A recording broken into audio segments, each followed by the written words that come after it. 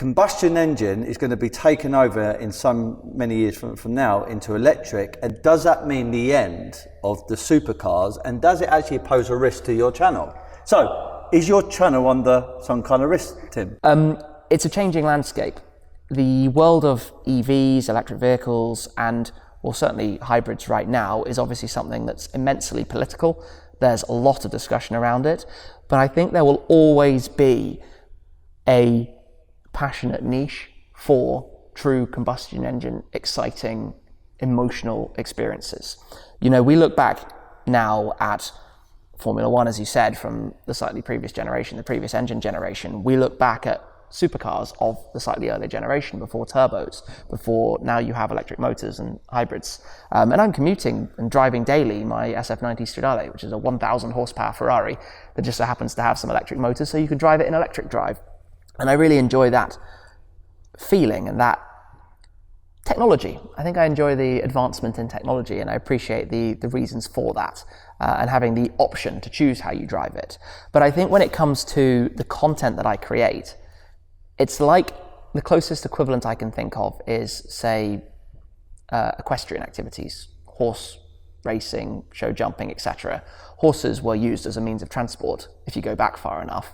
But now, while it's a niche, there's still a lot of interest and, you know, all sorts of championships, competitions, etc., and use cases. And I think it will be the same with cars. I think they'll change. The combustion engine car will change how it's used. They might move more towards being only allowed in 10, 20 years' time at specific events, specific venues, locations, track days perhaps. But I think they'll always exist, and there will always be the opportunity to create content around that. So it will be a mix of your electric cars, as the content I do now. I film whenever BMW, Audi or Mercedes release a new model. I'll make a video about it, and it will be the same, but those will all be electric. There will be electric supercars and hypercars, although that industry has had a very slow start, a very, very slow start, because if you're talking a seven-figure car, you know, £1 million, $1 million plus, it's a very emotional decision. Nobody is sitting there thinking, I'm going to buy this because I need it. You know, you don't need it. There's no justification for spending £1 million on a car. You do it because you want it, because your heart says, I have to have that, right? It's the same even at any Ferrari or Lamborghini. The performance is way beyond what you need. The technology is way beyond what you need. Speed limits don't even allow you to do 10% of what the car can do. And because of that, we follow our heartstrings, and I think our heartstrings will constantly want to see content about combustion engines.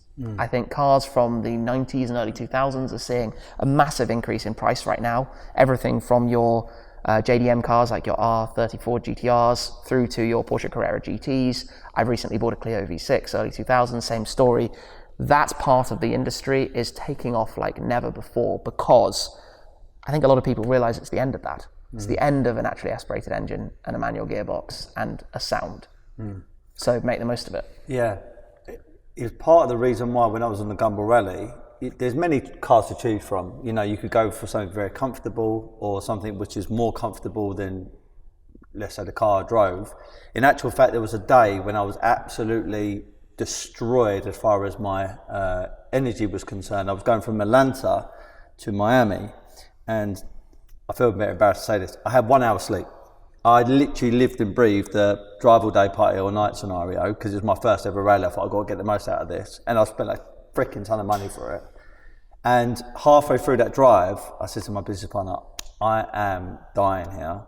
Thankfully, Tyrone and Darren was in a Rolls Royce Cullinan, and they said, why don't you jump in the back and just go sleep? And I literally sat in there and went for a sleep for an hour, and it sorted me right out, and it was great.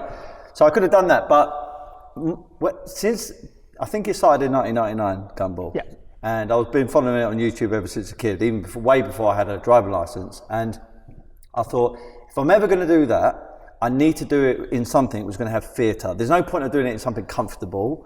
There's plenty of options to do that. I need to do something which has got so much theatre, so much drama. And for me, the doors of the Aventador, the Lamborghini badge, the sound of V12, the flames that come out the back, it was just so perfect. But at the same time, I always get a bit sad to think that in years to come, we may not have things like that around anymore. So much, you know, there's obviously going to be collections out there, but I do get a bit sad about it. I feel like it's dying off. And I've got to be honest, I'll tell you a very short story. I had a Gallardo, yellow Gallardo convertible, one of the best cars I ever bought. I think it was, what model was it? It was the first ever Gallardo that came out. My former business partner, Michael, who you know, we went to Ferrari because he was looking at a Ferrari to buy. And Tom, from Kensington, who you probably know. Yeah, I do indeed. He said, why don't I take you out in a 458? And I went, all right. So anyway, it took me out. I had a test drive in it. I've got to be honest, I wasn't in love with it, but I thought, well, I had this Lamborghini for like 2.5 years. He said, why don't you get it? I paid over the list at the time, 225 grand, I think it was crazy, a red one. And the moment I had it, I thought it was a better car than a Lamborghini, but it didn't make me feel as good as a Lamborghini. Then I went back to a Lamborghini Performante Gallardo. Oh, the Gallardo Performante, the Spider. Yeah, which had all the X's over it at one time. And I fell back in love. It made me really adore the car. So sometimes when a car is too technically brilliant, I don't know if you can vouch for this, for sure, you kind of lose that flair. It's a really funny one, and you know, we don't know what the future is. There's all this talk at the moment, obviously, about, let's say, Plan A, which is that everything's going to go electric in 2035, and gone is the car as we know it. I think there's also a Plan B where synthetic fuels can work, and you know, actually, maybe EV isn't the best thing for the world, but that's a whole big can of worms to not necessarily go down right now. But you are completely correct that, it's like I was just saying, a big part of this is the feeling from the car, the emotion of the car. It's not necessarily the top trump statistics, because those have gone through the roof. Your Tesla Model S Plaid, you know, the 1,000 horsepower family saloon electric car, can accelerate 0 to 60 miles an hour in the right conditions on a prep strip, etc., with rollout in under 2 seconds. Jesus. Your combustion engine cars can't do that because they don't have that instant torque, and they never will. But once you've done it once or twice, done. What next? You know, what you get from a car with an engine is a feeling.